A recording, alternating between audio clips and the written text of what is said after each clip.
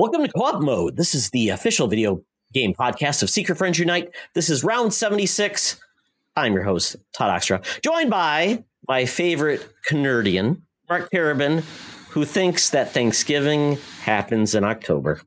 How are you, my friend? I'm pretty good. Happy incorrectly timed Thanksgiving, fellas. It's good to be here. Oh, my goodness. Yes, Mark and I will debate on what is the best Thanksgiving, but they're both pretty great. So Thanksgiving to everybody who got to experience some cool food over the last 2 months. But we are thankful for our guest we have tonight, someone I go way back with, and that is Mr. Rey Osorio, El Capitan from Phoenix Overdrive Nation. Ray, we were just talking about this. It's been 3 years since you've been on a Secret Friends Unite podcast, and we are happy to have you back. So, Ray, people don't know you and what you do around the interwebs. Tell people a little bit about yourself.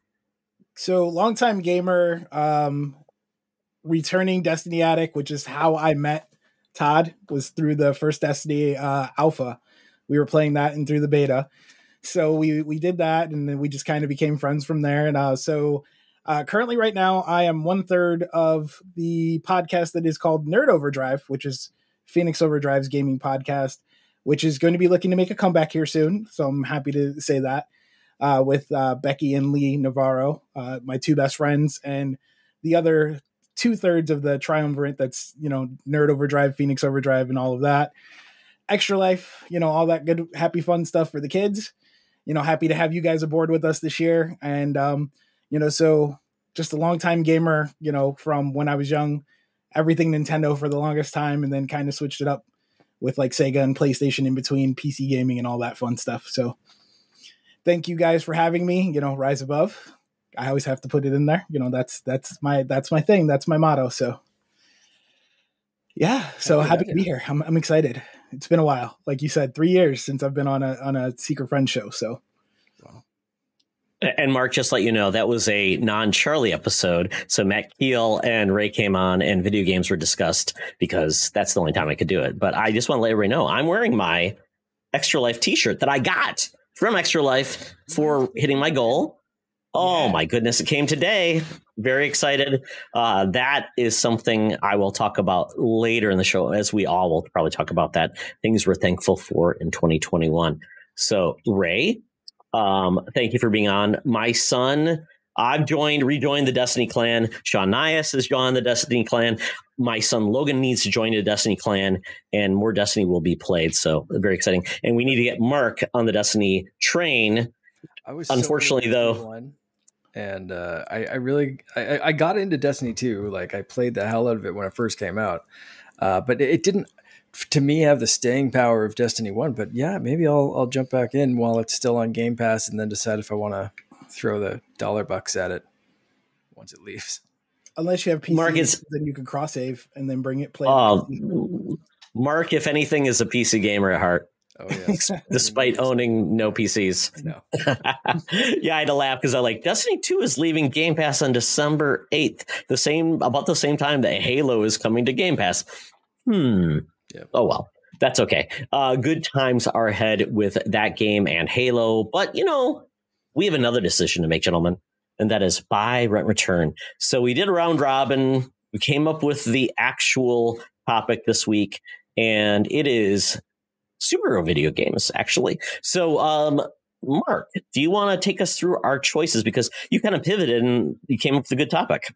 Yeah, we were trying to decide what we wanted to do, but Todd's background, for anyone watching the video version of this podcast, is the Guardians of the Galaxy. We have some news about another video game, and I don't know about you guys, but I'm really enjoying Hawkeye as well on Disney+. You guys been watching it too?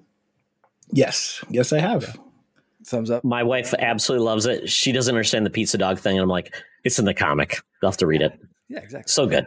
So anyway, we decided, buy, rent, return was going to be superhero game themed. We picked one very new game, which is Guardians of the Galaxy.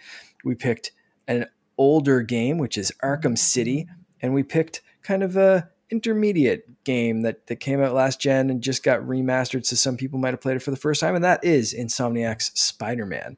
So they are the three games. Ray, Your choice. Put me in the hot seat first. Rent, return one of these, sir. Each of these games, what are you buy, renting, and returning?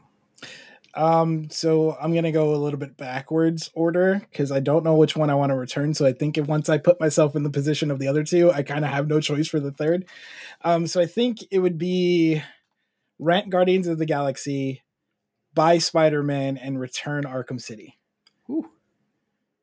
That's why I said I had to do it reverse order because otherwise I wouldn't have been able to commit because it's a hard choice. That's a good one because as of right now, Arkham series, there's 3 Arkham games, 4 with Origins. 4. There's only 1 Spider-Man game, but you got Miles Morales, so there's 2 there. Guardians only 1. So except if you count the Telltale game, which I never played, but I heard is very good. So yeah, it's kind of a little more difficult. And recency is sometimes a hard one to go and compete against. Mm-hmm. So Mark. Oh, you don't put it on me, Mark. Okay. All right. Oh boy. This is going to be a hard one because recency is going to be a challenge for me. I'm going to go with I will rent Guardians of the Galaxy. I will buy Spider-Man, and I will return. Man, is that the same as you, right? Oh God, I feel like wow. I try to be original, but I'm not. But yeah, because I feel I can return Arkham City because there are so many more Arkham games that I liked all of them. I can okay, I'll give that one back, but I like the other ones too. Spider-Man though, wow. There's been so many bad Spider-Man games. So I can at least say that one is the one that really brought the franchise in where we're going together with Insomniac. And I just cannot wait to see what they do next. And Guardians of the Galaxy, man. Ooh. I mean, I'm returning because I don't know if I'm getting another one, but it's a great start if it becomes a franchise. But I do worry that, wow, the way that company is run with, Square Enix and their properties, that company may not be around for much longer in regards to the U.S. property. So Mark, what was yours? I think I am going to mix it up, and I'm going to return Guardians of the Galaxy just because it is new and it's recent in my mind. So I don't, if I had to buy and rent one, that one's the most recent one that I played. So I'm going to stick to the other ones. I think I'm going to, the other two, this is like 50-50 coin toss. Like which one am I going to, I've always been a bigger Batman fan. So I'm going to buy Arkham City and rent Spider-Man. Which actually makes kind of sense. Ask me tomorrow and that could change. But yeah. And Mark, you haven't played Miles Morales yet. And that game builds on Spider-Man so much with the technology, the art, the story. Wow. Such a good game. Yeah, I mean, get a PS5. Get a PS5 in 2022. Get a PS5, Mark, please, or at least break out the PS4 and play Miles there. Yeah, that's it. All 3 of those games were great. Like this is a buy kind of situation. But I'll play. Oh, are we doing NSYNC? Yeah, he just you got to do the Mark. You got to do the dance, Mark. Now there you go. See, there you go. Video. Watch it. I have Peter Quill's hair. And then Mark is doing NSYNC dance. And Ray, check out Ray's video for his great background. It usually is greater. It's I'll leave it there. Oh, well. Well, now we're getting into what we've been playing, because that's what video games are. We play them for a reason. So Ray, kick us off. And I think you and Mark may need to tag team this. And I know Sean Naya said he needs Pokemon tips. So I know the kids are not playing this game, but I think there's some overriding similarities with Pokemon on how to approach the games overall. So tell us about your Pokemon game experience. So Pokemon Shining Pearl, it came out like 15 years ago. So I was like college years for me. I've been a Pokemon, fan since like the beginning. I actually had a cousin of mine that was like overseas in Japan at the time, and he brought us back like the Japanese Pokemon cards. And that was like my first introduction to it because I didn't know what they were. And then that's when it kind of rolled out after that. And then I got to kind of see all the other stuff. And, then the show came out, and then the video games on the Game Boy and all that. But Pokemon Shining Pearl, just recent release. I've been having fun playing that again, kind of reliving it a little bit, because that one's one of those ones where my memory's a little fuzzy on it on certain parts, because it's like they kind of all blend together after a while. But I've been having fun, and then my daughter's been playing it. So like I've been giving her tips, and she's asking me for advice. She's 11. And so she's like, Dad, I don't know what to do next. So I was like, look around, you'll figure it out. Just, you got to go look around, yeah, so definitely down to give any Pokemon tips, any trades, if anybody needs anything for Pokedex, stuff like that. And then Call of Duty Vanguard, which I was actually surprised, Todd, to kind of see that with you there, so I've been playing mostly the multiplayer and zombies. I was doing a project for Activision on that. Here oh, recently, really? Cool. A playtest project for them. That started with the alpha. Man, we've come a long way with where COD is right now. Let's just say that. I can't go into too much detail beyond that, but it's come a long way from where it started. Kind of enjoying that. And then so more recent games are kind of what are kind of on my palette right now, just because if I sit there and contemplate too much on my backlog, I will cry, because I have so many games, so many great games that I haven't played that I need to play in my backlog. Because Ray, I'm gonna give you something that will, and maybe Mark, this is maybe something that we can all think about. It's not a backlog; it's a collection. It's something that you have that you look back upon, and it's not a job. It's not something that should be daunting you. It's a collection. These are games I like. I could play them or just appreciate them, that they're in a collection I have. Yeah, don't let it be a job. It's not a job. It's not something that's taunting you. It's a collection that you may go back and revisit, like a museum, right? You see you see like your eShop, you have your little logo, and you're like, oh, I remember that game. I like you. I have that with Metroid. Metroid Dread. See you there. Hello. Don't get me I'll started. Talk to you later. Metroid Dread. I swear, you're poking the bear way too early today. Yeah, that's okay. That's okay. That's one of the games that slipped through the cracks for me, because I wanted to get it, but like with all these other games coming out, and I didn't get a chance to get it. So don't worry, Mark. One no show, and then one that just gave up. Like, what is this? Well, I guess I want to. Don't worry, Ray. Don't worry, Ray. There'll be many more Metroids, right? We'll play the next one, Mark, because they come every year, right? No. Yeah, we'll play the next one. Oh, sorry, Mark. He's giving us the prune face. You just watch the YouTube video for this impression. It's one of those things when Metroid Dread came out, it was approaching release, and I totally forgot it was coming out. And then by then, pre-order money was already allocated other places. I'm like, I don't have anything that I can move. Joey Ferris is crying just tears right now. He doesn't know why. Once this drops, he'll listen to it maybe, and he'll understand. Oh, he knows why. He's just sitting somewhere crying right now, and he's not sure why. Did someone not play Metroid? What's Mark, I did my job. I bought the special collection. I bought the amiibo. So Nintendo has my money, whether I played it or not. They could probably care less. Todd, you're dead to us. Thank you for your collection.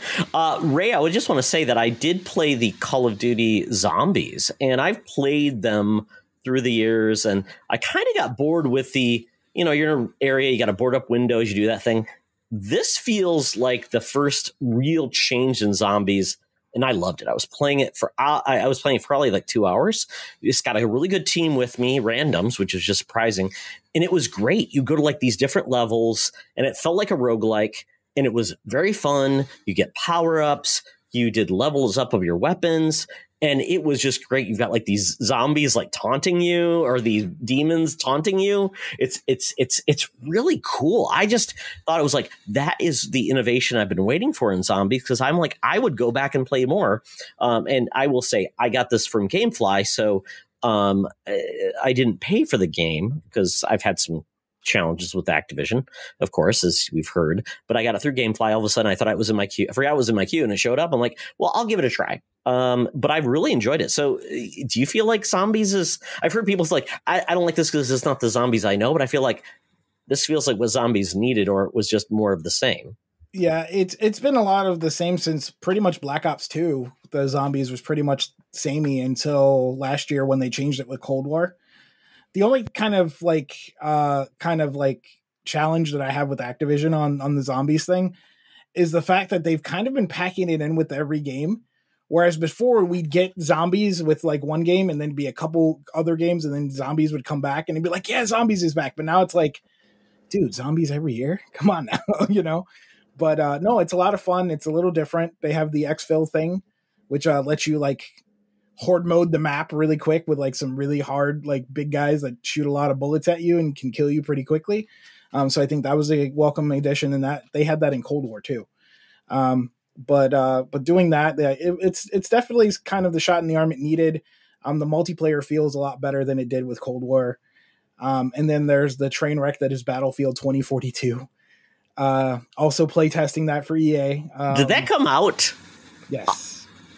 And you would think you would think that Halo and Battlefield switch places. You would think the Battlefield one was the beta and Halo was like the full-fledged multiplayer game, because it's just like it's just night and day the way Battlefield kind of feels, because it feels there's so many it's glitchy, it's buggy, they've been putting patches out, like things are like really overpowered and you don't really feel like you make a difference in it.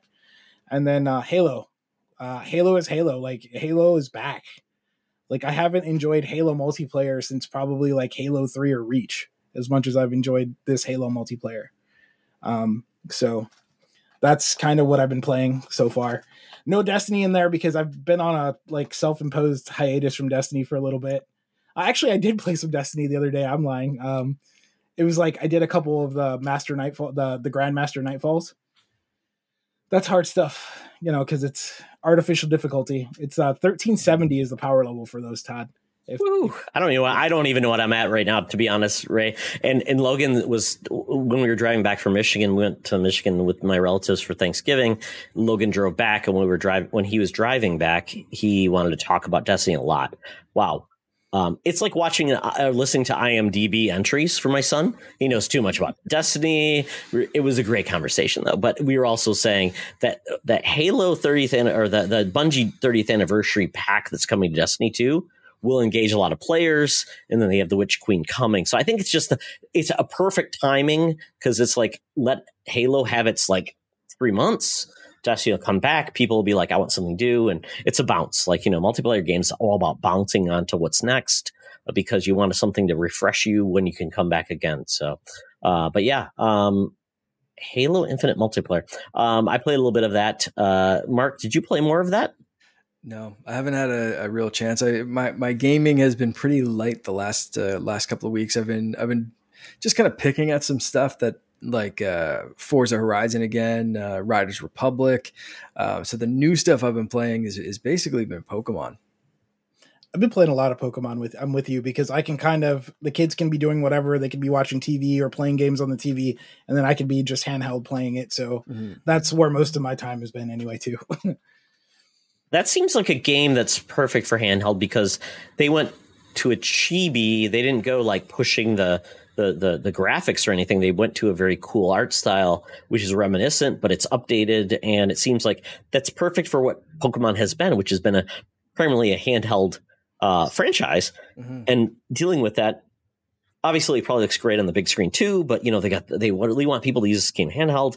So does it hold up? I mean, it's like a remake.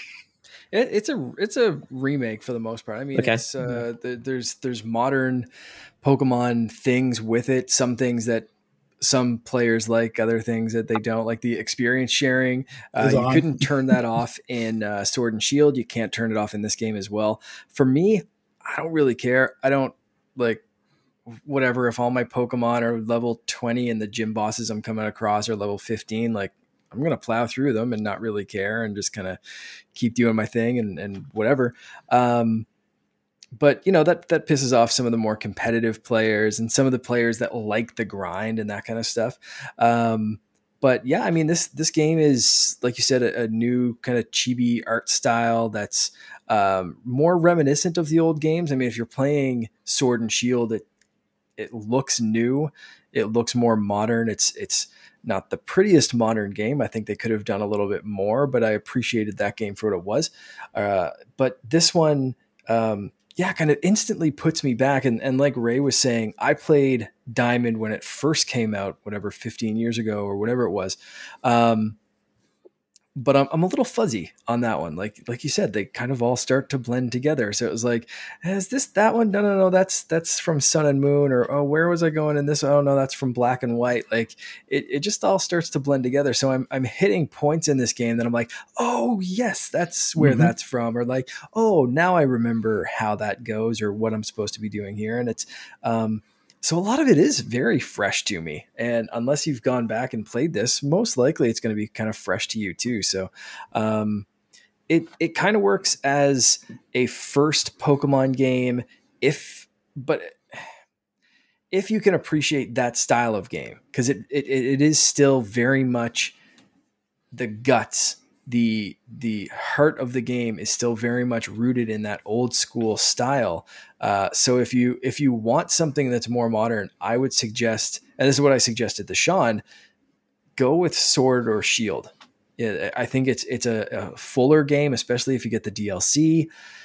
If you pick it up now, yeah, that game is incredibly complete and has Pokemon Home and different things that you can do to complete your Pokedex and round things out that way. Like Pokemon Diamond and Pearl right now do not have Pokemon Home integration.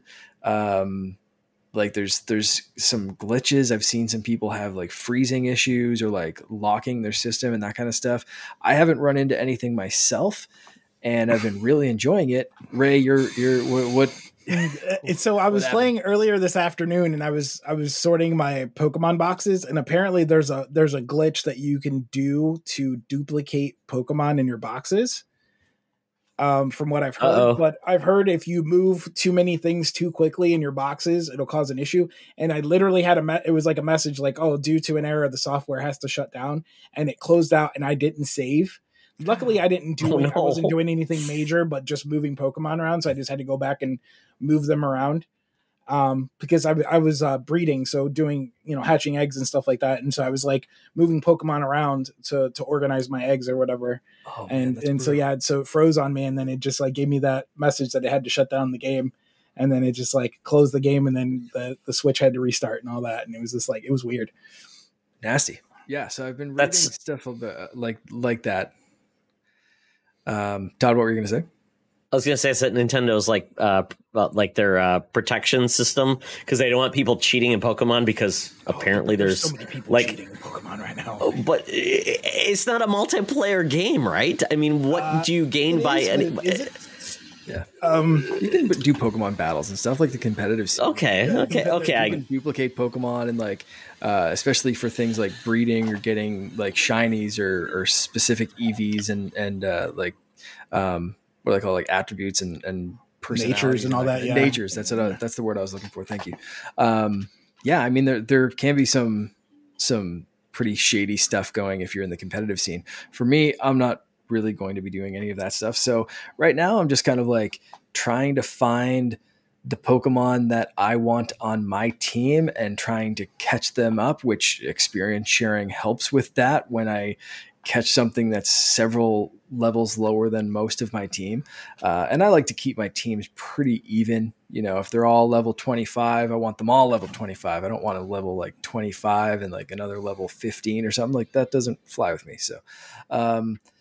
So that's basically what I've been doing. I've been really enjoying it and just kind of trying to play more. But I haven't even played that game. Like that's the only game I've really been playing, and I haven't played that as much as I'd like to. So hopefully I get to a little bit more this week. It seems like it's going to be a quieter week. Last week was not so quiet. So there we go. But the other thing, I think I'm trying to think of what Sean, before I move off from Pokemon, I'm trying to think of what he said. They're enjoying. I'm just checking our Discord. So they're enjoying the game. They need some general direction on how to capture good Pokemon and how to level them up. So in both cases, go battle. Go in the tall grass. Quantity. Find Pokemon. That's it. It's quantity over quality, especially early on. You're not going to find a really rounded team. The best piece of advice maybe I could give is cheat a little bit by looking at guides or seeing what the next gym is going to be. So if your next gym is a grass type gym, go find something that's strong against grass, and don't be ashamed to look those up, because I've been playing since Blue came out back in 19-2 or whatever the hell that was. And I still have to look up like, hey, what's strong against dark type? That's something that's good with. That's something that was good with the remakes of Diamond and Pearl. Was that they give you the typing next to your moves now, and it'll tell you whether it's effective, and they tell you not it's effective, super effective, that kind of stuff. So that helps, and I think that was in Sword and Shield as well. So you can kind of get a sense that way. I think I was even wrong with what I just said about dark type. So if someone's listening and they're screaming like, that's not weak against her, like, just come at me. My Twitter. Pokemon rap battle incoming, right? Let's go. But yeah, so that's it. It's quantity. Just go beat the hell out of as many Pidgeys as you can find, and or whatever, lower level kind of things, and don't be afraid to go backtrack and take on something that's lower level. If you're, again, if most of your team's like level 15, go back to the tall grass or the area where you can find some good level 10s or level 12s that you can just plow through and start leveling up that way, because your whole team's going to be leveling up while you're playing. So yeah, just keep at it. It's going to be a grind, especially in the start. And then you kind of, especially with the experience sharing, you start to kind of level up and keep, as soon as you get ahead, you kind of stay ahead, I find, in the newer games. Yeah. Ray, anything to add before we move on from Pokemon? Or, sorry, Todd, what were you going to say? Oh, Ray, go ahead, because I have another follow-up on just Pokemon in general. So one thing you definitely want to do is just catch as many Pokemon as you can. And one thing you can look at if you're curious about natures, like for types or for whatever, because, usually for fire types, you want them to be fast, because you want them to, most fire types are like glass cannons. They put out a lot of damage, but can't take a lot. Or water types are more tanky, so you want a different nature. So check those natures, catch as many as you can. What you can do too, if you are hunting like shinies and stuff like that, is you can always turn off autosave, which I recommend on any of the games anyway, and just manually save. But before you hit big encounters, with the exception in Sword and Shield of the big two, so the two Zacian and Zamazenta, they are shiny locked. So you can't get them shiny, because usually what you can do for a legendary or something like that is just save beforehand, hit the encounter, see if it's shiny. If it's not shiny, reset, and then load back in. And whatever, it's like usually like 1 in like 500 something, or 1 in 1,000, whatever, for a shiny or stuff like that. But for someone who this is their first Pokemon game, or they're just getting in, what is the advantage or disadvantage, or why would they want to go after shinies? Because I know this is Sean's and the kids' first Pokemon. It's a vanity thing, honestly. Okay. I'm one of those people that I have the entire Pokemon Home national decks shiny, with the exception of the ones that are shiny locked.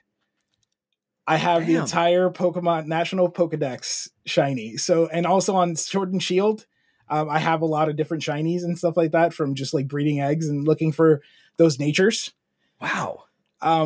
Yeah, I probably have probably like 500 hours in Shield, and probably another 300 hours in Sword. Wow. Yeah. Okay. So that's why I said, if you need anything, come talk to me. I can help. And so Ray, go ahead. I was going to say their dad is big into Destiny. So is it more like you want the complete raid set of armor? Yeah, is it kind of equivalent? It's like chasing that Galahorn that's coming back, like you wanted that Galahorn, or back in D1, back when we were chasing the Vex Mythoclast with Bolt of Glass. Stuff like getting that. Thorn, like getting that. all those weird things. It's weapons. Yeah, it's like that. It's complete armor sets. It's just like it's not necessarily mandatory. It's just something you want to get. It's that carrot on the stick, right? And yeah, it's the carrot on the stick. And fun thing about shinies, a lot of them tend to have those EVs and IVs and those natures that you want too, because it's kind of like in the game coding, like, hey, here's a prize for you working to try and get this. Here's a prize, and they tend to have better overall stats and stuff like that. Most of the time, sometimes you can get a shiny and it's just terrible, but more often than not, it's actually good. So, all right. So I was going to ask both of you gentlemen, because you're into Pokemon. Obviously, I'm not. Logan is kind of waiting for the next big thing. So we've got a Pokemon game coming out in January, which just seems very rare. A big Pokemon game, like literally 2 months later.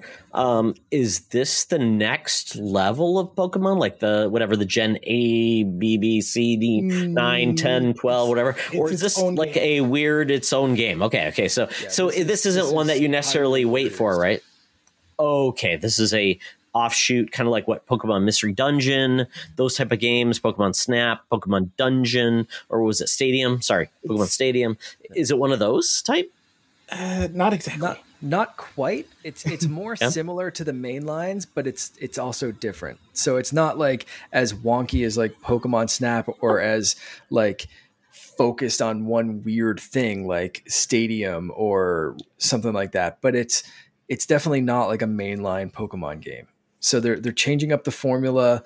They're going way back in time to like the first people to catch Pokemon, basically, kind of thing is what it looks like. And so they're changing up the team dynamics and different things like that. So no, not fully replace. Like this is not the next mainline, but it seems like a more robust spin-off, I guess. Is that Ray? Are you kind of feeling that same way? I kind of look at it is like the main game, like kind of like, I guess a way that we can kind of relate it is like Assassin's Creed.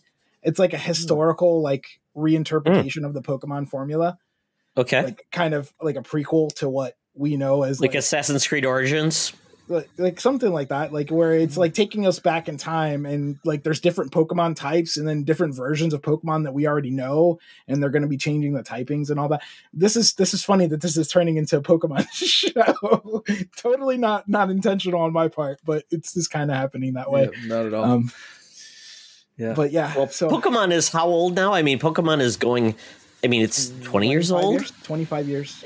Exactly. So when you get into it, if you're new to the series, it's like it's can be overwhelming. So that was just the point. Like our friend now has kids who are into the series, so it's really cool to hear about this because they're like, where do they get in? What do they do? I mean, it can be overwhelming. My son got into it and he's kind of off it now. He's 16, but he might get back if something intrigues him. Like this is the next phase of Pokemon. So very cool, gentlemen. So yeah. By the way, folks, if you're listening to this, you have Pokemon questions, you can talk to Ray or Mark and get all of the goodness. He's going to send him my way. Send him to Ray. So I was trying to appeal to Mark's Nintendo-ness. So there we go. 7,000 more. If you're trying to be Ash Ketchum and you want to be the very best, it's Ray. Like I have 3,000 Pokemon in Pokemon Home, and then my Pokemon Shield. My boxes are all full on the Shield. So Mark's sitting there with Meowth and hanging out, just drinking a 40 ounce. Yeah. Jeez. No, don't talk to me. Talk to Rick. That is amazing. Very good. The last thing I want to touch on before Todd, you move on to your stuff. Fortnite is ending. At least this season is ending. So okay, we're on or this chapter actually this season and the chapter. So Fortnite so far has had chapter 1, which had I think 10 seasons. And chapter 2, which we're on now, we are in chapter 2, season, I believe 7 or 8, season 7, I think. Anyway, it's all ending. They're moving on to chapter 3, season 1, on December 4th. There's a big, chapter ending event. So I will be playing on Saturday. The event starts at my local time. It's 5 Atlantic, so 4 Eastern. I'll be probably getting into my lobby around 4:30/3:30 Eastern. So if anyone's listening and you wanna hang out and see what this event's going to be, check me out next Saturday. Talk in the Discord. Hit me up on Twitter at @the_Canardian. It's going to be fun, man. We haven't had a chapter ending event for a little over 2 years. I think it was October 2 years ago that the chapter 1 ended, and Fortnite went down for like 3 days. Yeah, it was solid. like 48 hours, something like that. Yeah, I remember all the kids were freaking out. My daughters were freaking out, and all their friends were freaking out because they're like, "Dad, we can't play Fortnite." So I've been kind of like falling behind this season. I've got friends that play regularly that I usually play with that are like level 200 and something. I'm like, I just might have hit level 150, and that's like an effort in the last couple of weeks of like, I need to like just try to unlock some of these bonuses that I'm not going to get once the season ends. And then with the game basically just like potentially shutting down for a number of days after next Saturday. It's going to be interesting. So I can't wait to see what kind of, there's going to be a new map. I'm guessing this is when they really change Fortnite, these chapter ending things. So there's rumors that they'll bring parts of the old map back or something like a mixture of the two, or maybe it's an all new map. Who knows? It's going to be exciting anyway. And if you want to join me and have some fun, let me know. Next Saturday, we'll get a big, I think you can get 16 people in a lobby. So if we can fill it, cool. Come hang out. Mark, are you going to be streaming? Because you and your wife, by the way, hosted on our YouTube channel playing Mario Party. Yeah. But are you going to be streaming, or is that in your wheelhouse now that you've got you got your new laptop, you've got your new streaming gear? So looks like it works good. You know what? Good time. Yeah, I was going to talk about that later, but good time to jump in on that. So I probably will be streaming this, to be honest, because perfect. Like you said, I just did get a new laptop. I got a new Elgato Elgato 60S Plus. Mm-hmm. That has the 4K pass through, all that kind of fun stuff. So yeah, we just tried the setup the other day. My wife and I started streaming. So we're together going to be streaming a couple of times a week. And then I'm going to try to stream, on some of the nights that we're not doing stuff together. So I'm hoping to do at least 3 streams a week. We'll see how that goes. But right now we usually record the podcast on Monday. So I'm thinking like Tuesday, Thursday, Saturday. We'll see how that works out, but the schedule, I'm hoping that to have it nailed down, and hopefully, so far, based on the run that we did the other night, my wife's fully ready to go. We had a lot of fun playing Super Mario Party and Super Mario Kart. We streamed for like a little over 2 hours. Had some great interaction with the people that were watching, especially Brendan Myers. Thank you, Brendan. You kind of made our night. And it's just fun. I spent a decent amount of time kind of setting up different scenes and transitions and really, really trying to make it look like I know what I'm doing on Twitch, which I don't. But it's so far so good. The stream, I can say that I didn't drop a single frame according to OBS the full 2 hours, and everything seemed to work pretty well. So there we go. Yeah, that's. I'm just there to watch Loren get pissed off at you. And she did that very early on.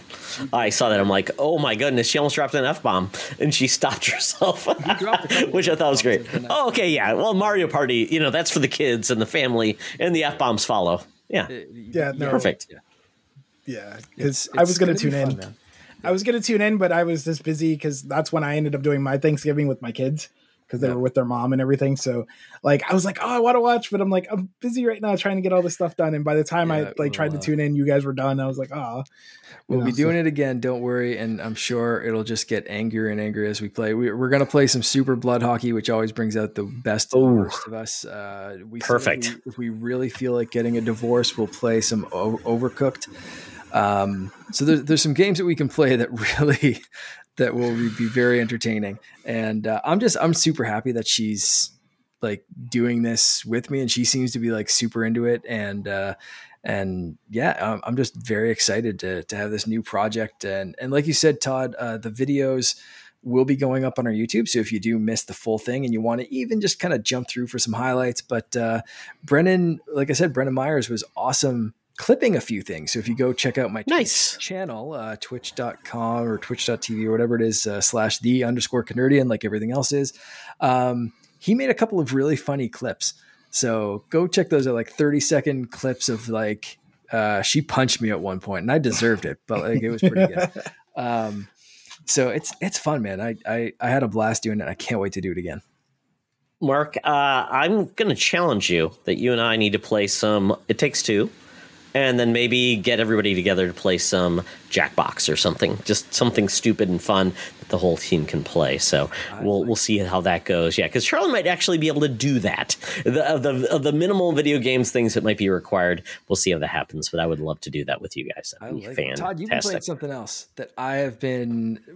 This is one of the games that made me go, "Ooh, maybe I do need a PS5." How is your next game?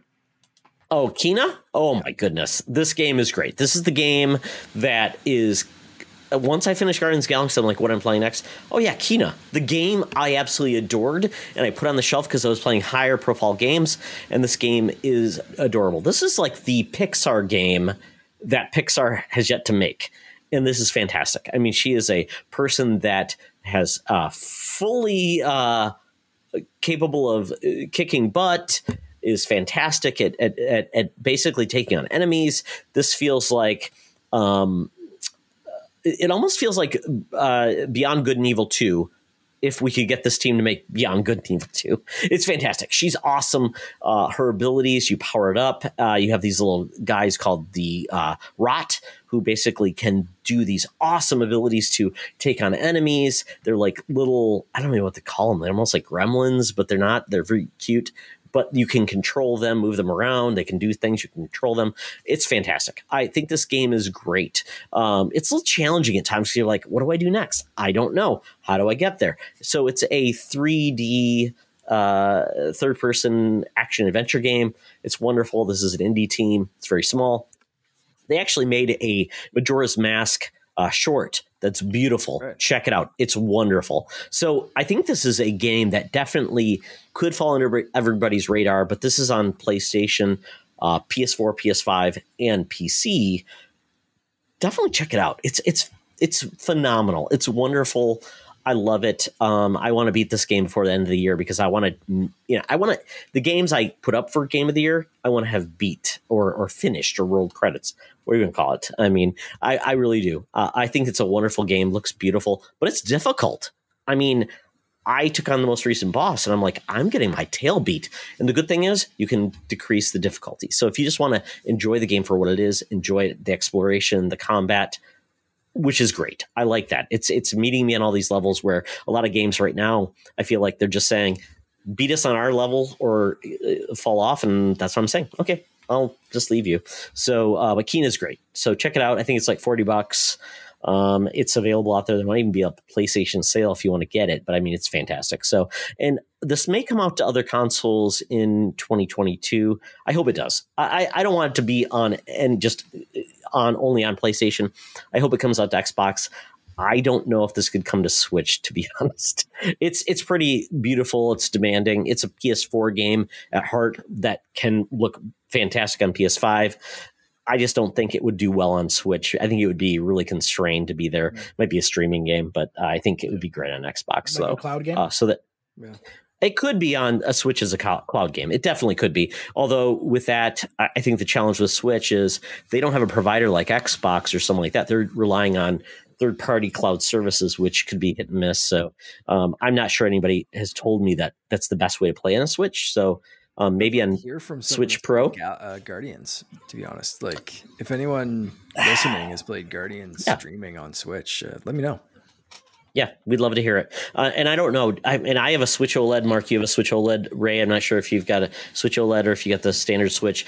I don't know if they upgraded like the chipset for the Wi-Fi or the networking. That's obviously a big part of your cloud and streaming service too. I mean, I know like the dock has Ethernet built in now, which is nice. You don't need the USB dongle like I used to have. But I don't think anything else has changed. I don't think the chipset's changed at all. I don't think so either. Yeah. So, but it could be okay. But yeah, I mean, it's ideal to play it, in a standard console format. But hopefully in the future it will be on other systems. So love that. I did beat Guardians of the Galaxy, and this game, it's going to be on my Game of the Year short list. It is a great story. I actually think this is a better Guardians of the Galaxy than the movie. I think the characters are so much better realized. This Drax this Rocket, I feel like are better versions of those characters than we got. I kind of felt like the Guardians of the Galaxy in the movie are one note to a large extent. I really enjoyed this quite a bit.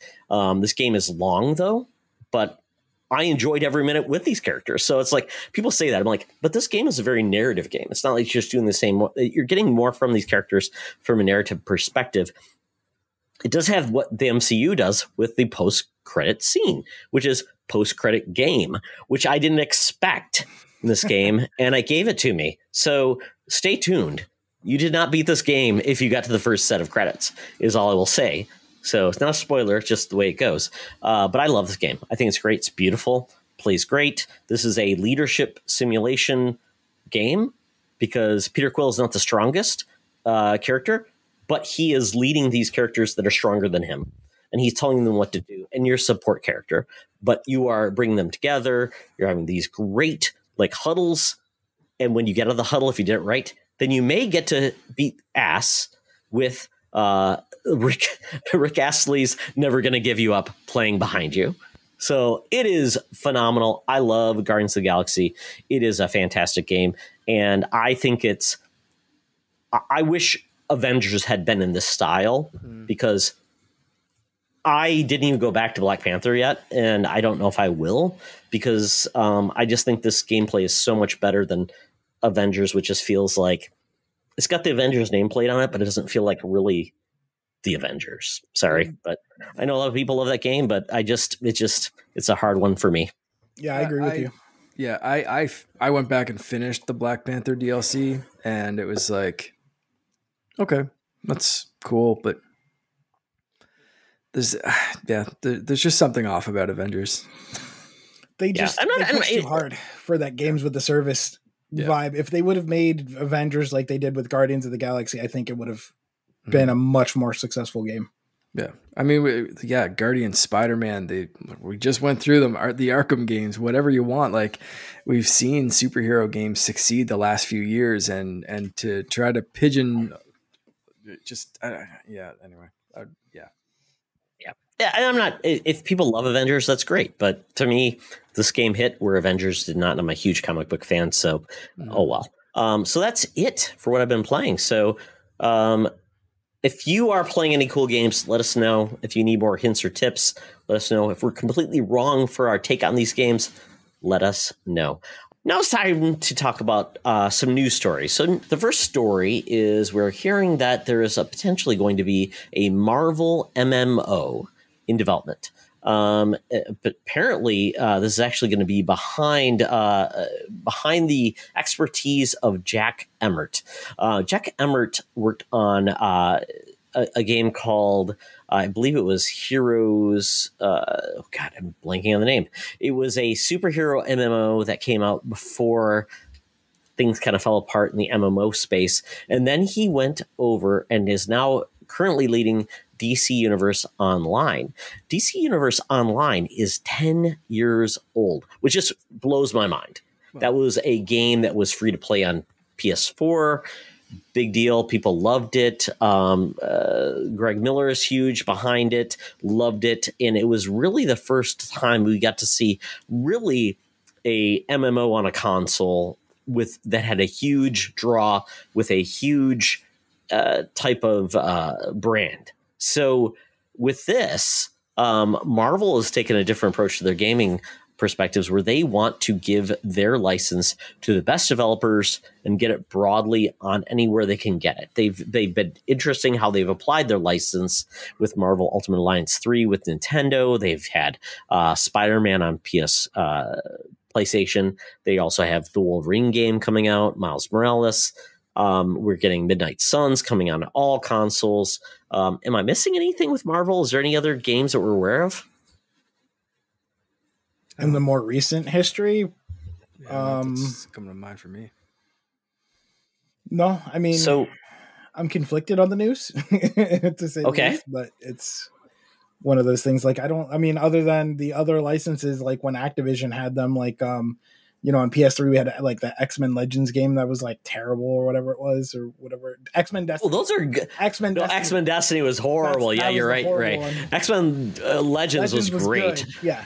Destiny was bad. Yeah, we had the Wolverine game. That was the movie was horrible, but the game was good. Yeah. And then we had the Marvel Ultimate Alliance games. We had those horrible Iron Man games with Sega, the Thor games that were bad.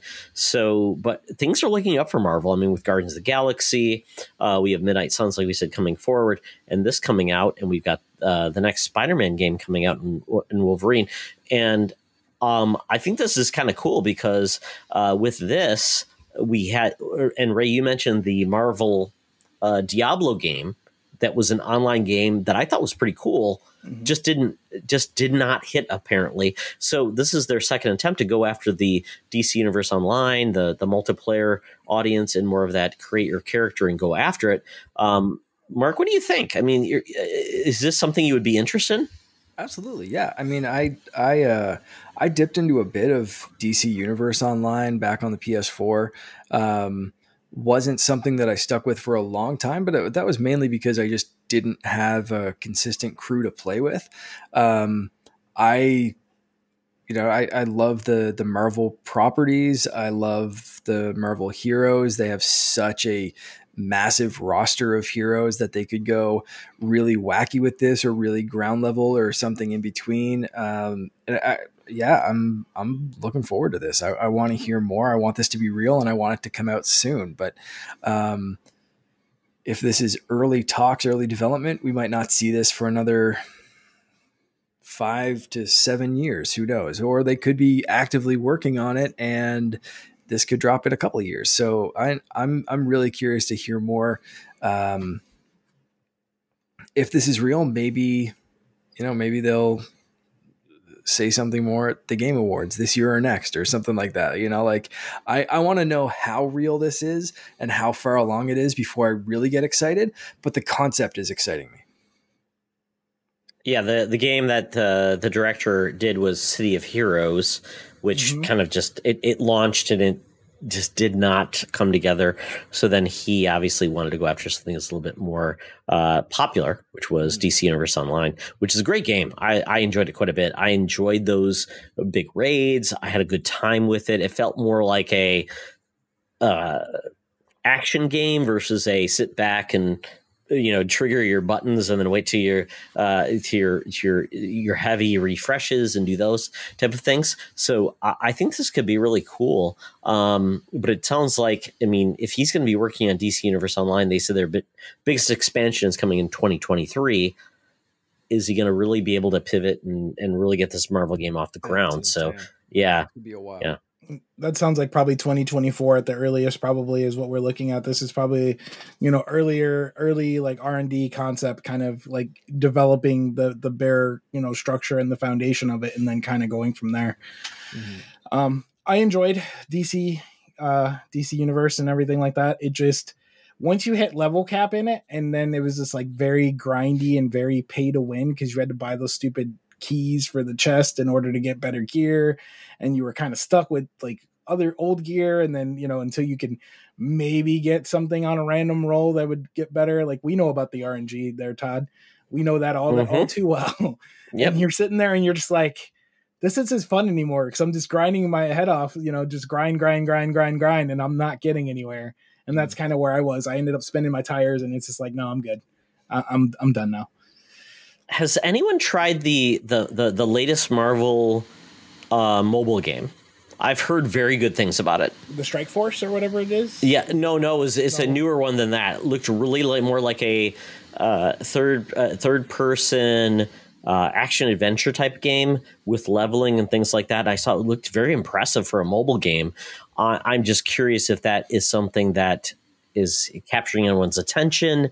Is it going to be like, it's just more of those like, play to win, or, I got to pay for things. But I think Marvel fans just want to live in a world where you can play as a hero and just be that hero in an ongoing perspective. And there just hasn't been that game yet. So it would be really cool if we get there. I mean, I remember Charlie loved the Facebook Avengers game. that was, I mean, back when Facebook gaming was a big deal, and he was playing that all the time, Mark. He was addicted to that game, and he played it more than I did. And I'm like, I stopped. I'm like, I just can't deal with the grind. Charlie was into it. So if you want to bring that up with Charlie, is the Avengers game, Avengers Strike Force. I can't remember what it was called, but he loved it on Facebook. But I mean, Future Revolution, is that the one you're thinking about? The maybe it might be. Yeah, it might be. I was curious to check it out, but I just have not checked it out because there's too many games. Yes, sir. All right. So if you're interested in a Marvel MMO game, let us know.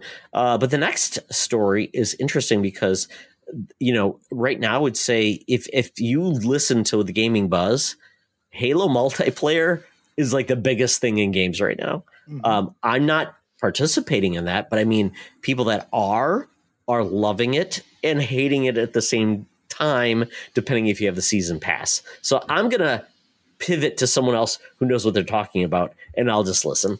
So who would like this story? Because I'm not sure who posted it. I did. Okay, Ray, take it away. So it was one of those things where right now we have the event that's going at, by the time this probably posted, it'll probably be over for the first session or whatever it is. It's been a struggle to make meaningful progress on the season pass, it feels like, because a lot of this progression isn't like XP just for playing matches and getting kills and, doing the things that you do in Halo. It's completing these like objectives, and in completing those objectives, that's how you progress. You get more XP, but it's kind of like that slow trickle that you sometimes see with certain like games with like battle passes and stuff like that. And this is kind of no different. The issue is I think it was like, I think it was Paul Tassi from Forbes. Actually, he covers a lot of these like multiplayer games and a lot of the like Destiny and that's on Fortnite and stuff. Yeah, and Fortnite and all that. And he's always like posting these things, and he's just like, they did some kind of math, and even if you complete like do all these objectives in the events, like by the time like the third event is through or whatever that they've confirmed so far, you'll only have half of the armor or something like that. From the free armor from the season stuff, and that's not counting the microtransactions of stuff you can buy in the store and all this other stuff. So it's kind of hit and miss. Like the gameplay is fun, don't get me wrong. Like I love playing Halo. It's like I said, like playing Halo with your friends, like back if it were 10 years ago, like what we were playing before. But the cosmetics and stuff that you kind of want to earn, and you probably know this, you could probably get that feeling from Fortnite with the skins and the different things you can do there. When you're not able to obtain those, like it doesn't seem realistically attainable. It's kind of frustrating. Mm-hmm. And that's where a lot of this comes from. And then, the lead designer, Jerry Hook from 343 was, talking about a game that he was playing. And then, during his vacations and, he kind of played it and realized that he's feeling everyone's pain. His words were, yes, I'm still playing Halo and feeling everyone's pain on the progression. We're back at it next week. So this week now. And this will be on the top of my list with the team. And it's one of those things that, with the multiplayer kind of being in beta right now and the battle pass actually costs, real money, it kind of doesn't feel fair for the trade-off for your money versus time kind of thing. Mm-hmm. So the one thing I'll ask, and I haven't played Halo, like I said, this last week since it came out really has been just a mess. So I haven't played this since the test flight. But the last thing I heard was that the battle pass was like kind of never ending. Like you could play it indefinitely. It's not like Fortnite, which, like I said, ends Saturday and that is it. When I don't have a certain cosmetic that you need to hit level 200 to hit, which I am never going to do this season, that is done. I will not get that. Luckily, they're like extra flashy cosmetics. But for this one, it seems like, do you think that's what they were aiming for? Of like, this is something that you will unlock this battle pass over the next year? Or is this just like broken? What the hell were you guys thinking? It's over the next 6 months, I think through May. The first season goes through May, I believe, from what I recall from the information. I really think they probably didn't realize how slow the battle pass progression was at the time when they kind of put it out there, and they did start putting out things to tweak it and kind of update it and things like that. And they have said that they're that they're looking to make recent changes and all that. because they had they had it that went out, and because it was like specific weekly and daily challenges was like get this many headshots with this weapon, or do this, or play this. So they did start making some changes. They did add like a play one game challenge, so it was like 50 or 75 XP. Every time you can play, you played a game or whatever. But and they did double the 2 XP boosts that they had, like the double XP. They were double the time. So if you had a half-hour one, it would be an hour instead, to try and make it a little more fair. So they are taking steps in the right direction, but I think it's just kind of not coming as quickly as people kind of wanted it to. Right. So for anyone who thinks about playing this game like myself, this is probably a great time to buy a battle pass. And I'll say that because in my experience from playing online multiplayer games with battle passes is when the company screws something up and then admits that they have screwed up, you get something for free. Yeah, make good having the battle pass. Yeah, it is time to go out and buy the battle pass now while it's broken, and the company is admitting like we're gonna fix it, because guaranteed you're gonna just like wake up someday and have like 25,000 XP or like a bonus set of armor or something like that just in your locker ready to go. So like, as annoying as it is right now, like it's probably good. It's like good timing to just go drop them $bucks and get this battle pass. If you're even thinking about it, like I might actually hang up this call and go do that, just because like you're probably going to get something cool.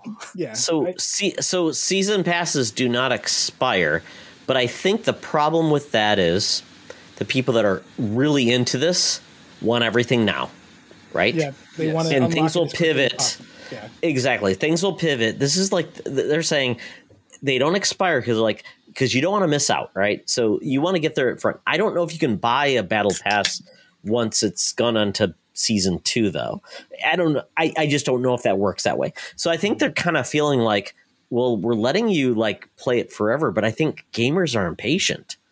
And I think that's the problem. They want to get everything now. It's like, but guys, this season's 6 months long now. So guess what?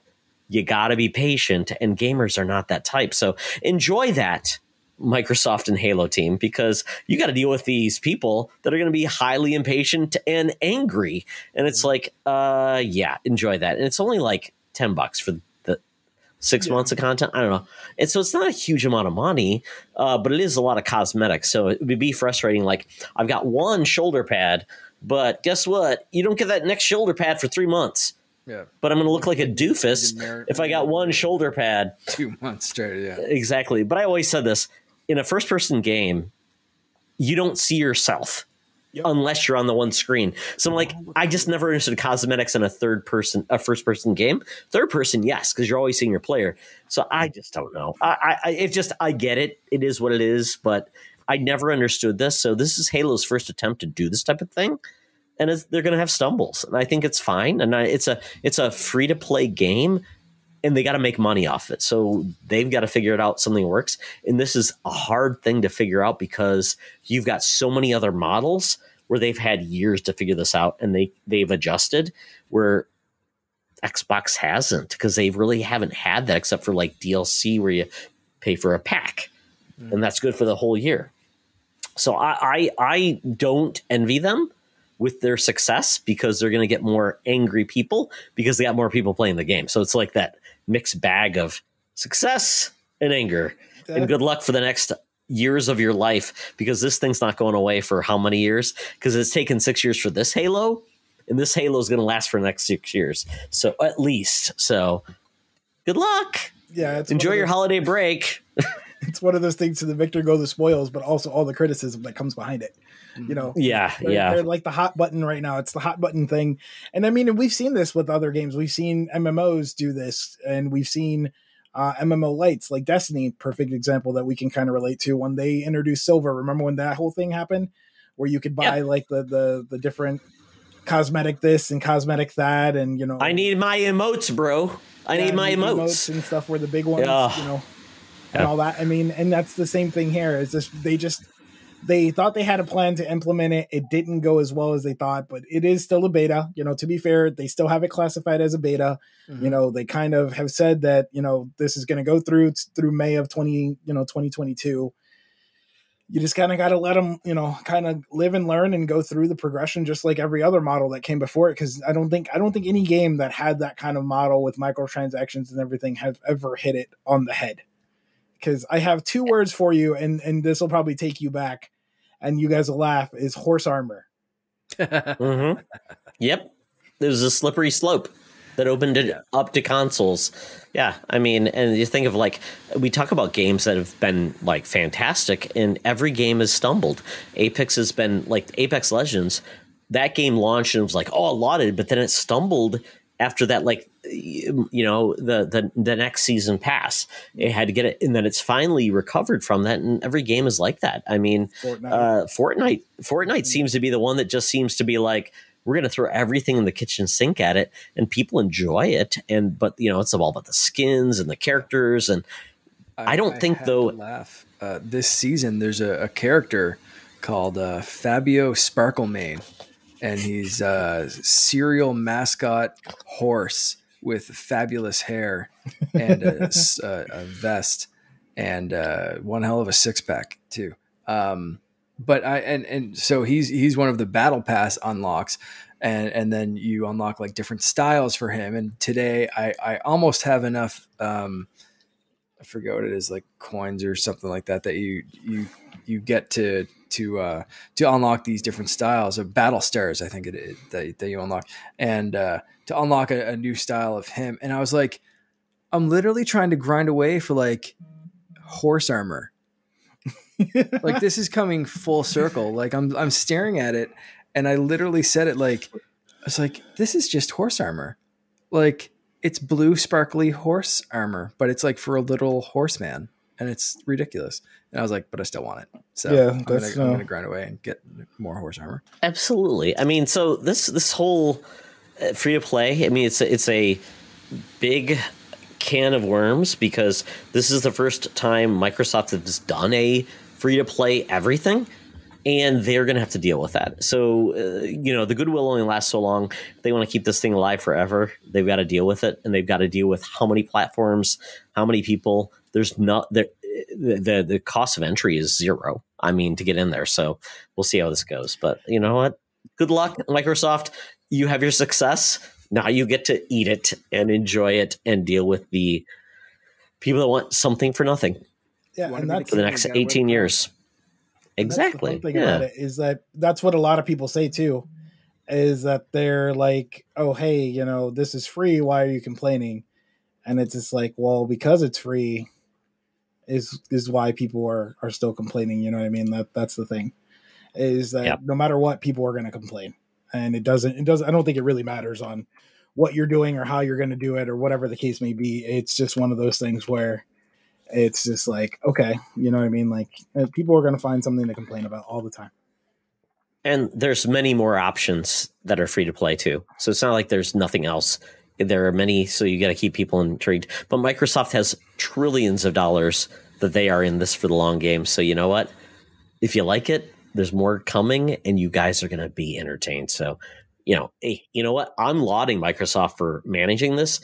The news is this game is staying up, and it's not coming down, and people aren't able to play it. People are to play it, and they just want to play more of it, and they want more stuff. So that's a good problem to have. I think so. Yeah, I agree. So too. I think it's a good problem to have. Mm-hmm. Absolutely. You know what a good problem to have is being thankful. So we're going to pivot now to the bonus round. So, gentlemen, Mark, we're going to talk about being thankful for things. Mm-hmm. We'll call it quarter 4. We'll incorporate Thanksgiving Canada, U.S. Thanksgiving, all in one, to say, what are we thankful for in 2021 in the world of gaming? Because it's been a really unique year. We're coming out of COVID. Really good things have happened, and we're a much better place than we were in 2020. So we'll start with Mark. What are you thankful for in the world of gaming in 2021? It has been a great year for gaming, and we haven't really touched on it on the show, but we've had these new generation of consoles, specifically the Xbox Series consoles and the PS5, for a solid year now. And on top of that, both of us, Todd and I, both got new Switch designs with the OLED model, and got fantastic value for our old OG Switches. So in the past year, or a little bit past a year, we've gotten some awesome new gaming hardware, and Todd, you even got a fridge shaped like it's been a hell of a year for like gaming hardware and that kind of stuff. It's so I'm super thankful for just like the gaming hardware and all the fun that we've been having with new technology and that kind of stuff, and all the new experiences that's given us. Even though a decent amount of my time is spent playing Fortnite, which I could play, I believe, on a toaster at this point. But I do love that it is a showcase on my Series X for like ray tracing and different like lighting effects, and how damn good that game looks when you compare it to a Switch or something like that. And even my brother, who doesn't really care about Fortnite, like saw it on my Series X and was like, "Ooh, yeah, okay, like." This is some like 4K HDR ray tracing kind of like this is impressive. So yeah, it's just been a great year. We've got some great games this year as well, and I'm not even going to start to go through my list completely because I think Ray's going to touch on some that I would have talked about. But I will say that I'm also, like, from a show perspective, super thankful for some of the games that we got to play through co-op mode.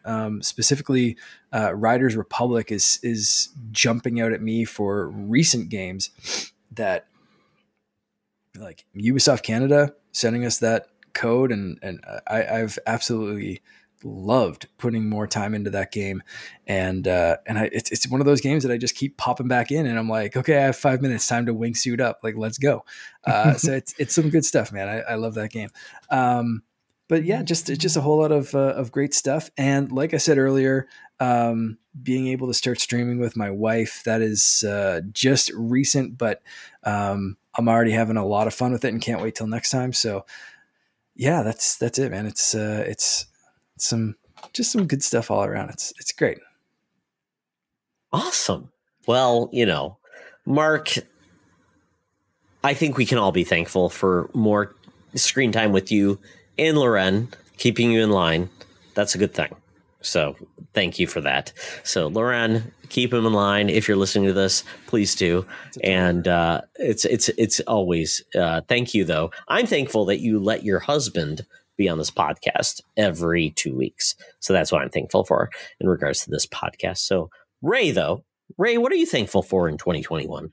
I'm thankful that Extra Life made a comeback. We came back in person. I unfortunately wasn't able to be there this year, so I missed out on all the fun with all the old friends and the new friends and everyone that was, in between, just because of my own health issues post-COVID and all that stuff, because I had COVID back in August. So thankful for, getting over that, thankfully, and all that. And just being able to reconnect with all the old friends, even though it was like virtually, or like we had a dinner before Extra Life, whatever. So I did get to see Sean and, Joe, Bad Bit, and, everyone there that was there, and everything like that. So that was fun. And then just making new people, meeting new people, making new friends, not making new people, making new friends, meeting new people, that kind of thing. Just kind of like, Mark is someone that I've known who Mark is, but I've never really got a chance to really interact with him much because we kind of just like, we're in the same circle, but we kind of miss each other when it comes to things. So being able to interact with Mark and, reconnecting with Todd was awesome because it's like, hey, Todd, I know you're there. Hi, buddy. I've been watching you. I've been following you, just checking everything out, but, just kind of silently in the background, kind of thing. And just doing everything that we did to help the kids. Actually, I meant to do this beforehand and I forgot to kind of see where we were with the team, to kind of give an update on that overall. I think last I checked, we were like 47 overall, which is wow. huge. $23,714 Phoenix Overdrive Extra Life team has raised this year. And we're not done yet. It's still to the end of the year. We have our like PS5 raffle still going till the end of December, that kind of thing. And just being able to share gaming experiences, Extra Life Game Day with everybody, because it's something that I've been doing for 12 years now. Phoenix Overdrive, I think this is our 7th or 8th year. So it's been a long. I definitely feel my age now, kind of thing. But like Mark said, a lot of great gaming experiences, this year, with like the Pokemon games with my 11-year-old Evangelina. She picked it up and she's like, "Oh, Dad, I want to play that," because she saw me playing. And I'm one of those Pokemon people that I always get both. I get both, versions. Flavors. Yeah, I get both versions of it. So, and her, I picked up Pearl because that was the first one that I played. So I kind of wanted to go with the nostalgia of the first one I played. And she's like, "I'll play this one then." And it was like, all right, cool. And then of reliving the insanity or the love-hate relationship I had with Mario Party Superstars.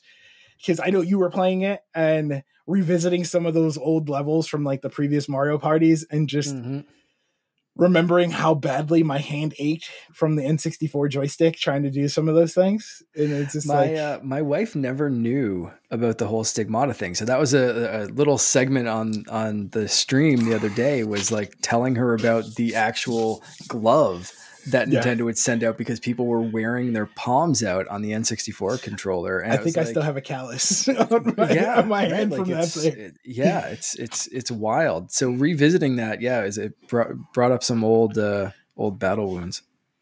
Yeah, and then not new this year, but they dropped new content with Animal Crossing, and I know a lot of people have their own like take on like what Nintendo should have done differently or whatever, because they felt like this could have been trickled out over the last year rather than waiting, and dropping it all in one package and then we're like, okay, we're done, because that's basically what they did. They're like, here's something completely new and we're done.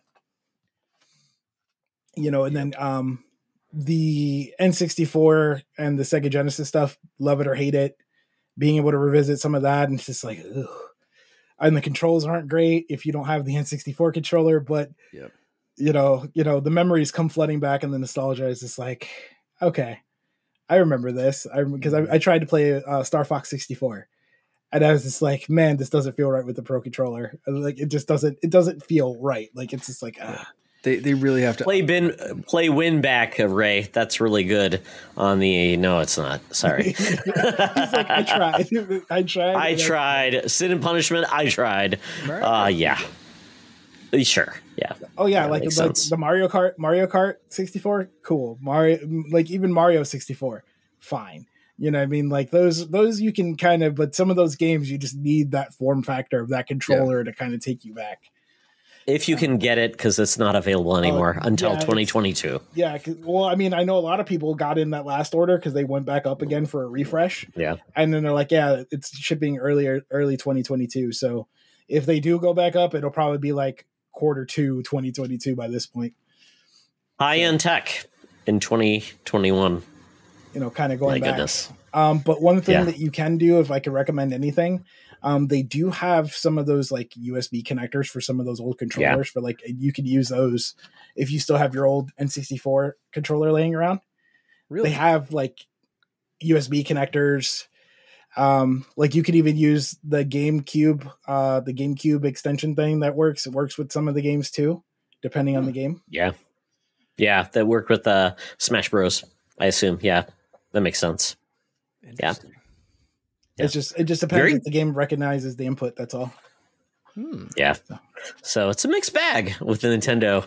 It's bringing back all those games, but makes them interesting to play in a modern setting. So for me, I really enjoyed playing with friends this year. Didn't do it a lot, but I mean, when I did, I had a hell of a time. That was just a great time. Played with Sean Nias on Destiny, played with my son quite a bit, and I want to play with others, obviously, through the end of the year. My goal is to play It Takes Two, which is a dedicated multiplayer game. I want to do more of that, but I love playing with people.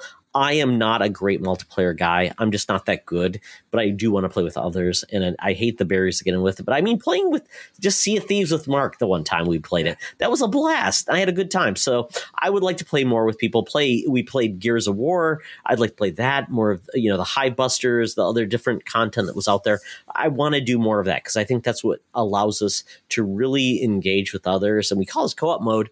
I want to do more of that. I just am one of those people. I'm hesitant because I'm like, people are going to think I'm suck. Oh my God, I'm going to be okay. So I want to do more of that. So I want to go over my insecurity of gaming and just play with others. That's how I met Ray. We played a lot of just really good Destiny content.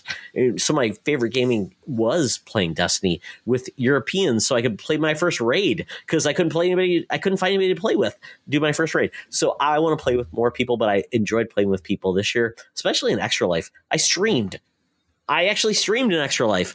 Got my goal, close to my goal. Got my t-shirt. I enjoyed that quite a bit. This has been a great year for just reconnecting with people, even though it's online. And I'm glad we're doing that again. So I want to really thank everyone who watched me play, had fun with it. And I'm going to do more of that in 2022. But also, despite every game being delayed, we had a hell of a year in gaming. We got consoles, we got revisions, we got new stuff. So 2021 was, despite all the challenges, was a great gaming year. So, and you know what? Extra Life was a fantastic time with everybody committing with that. We had some challenges. We lost some good friends, but we are rising above, as Ray would say. So I want to say thank you to everyone who made our lives better because you know what? We're in this hobby together. It's been great. The Discord group, Mark, I'm thankful for them. Yeah. We launched it. You pushed us to go there. We've connected all these groups within Discord. It's been fantastic. So thanks, guys, for making. That note, I specifically want to shout out things I'm thankful for.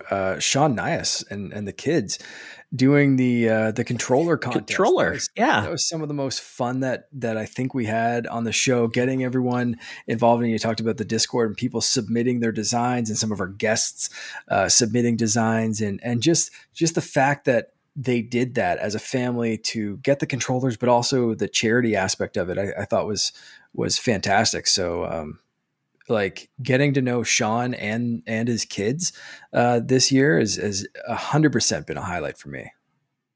Yeah. And thank you to all the guests we had this year. We had so many good guests. We're going to probably have a few more before the end of the year, but that's what makes this show great is Mark and I talking to people that are awesome. So Ray, you are one of those awesome people. So thank you. And that is it for our show, everyone. Thank you very much for coming. But before we go, Ray, tell everyone where they can reach you on the interwebs because we are blessed by your appearance. Oh boy. So let's go because I kind of have this somewhat from memory. So I am El Capitan, plays on pretty much everything except for Switch because I only have so many characters. So I'm El Capitan on Switch, on Twitter, Instagram, Facebook, pretty much everywhere.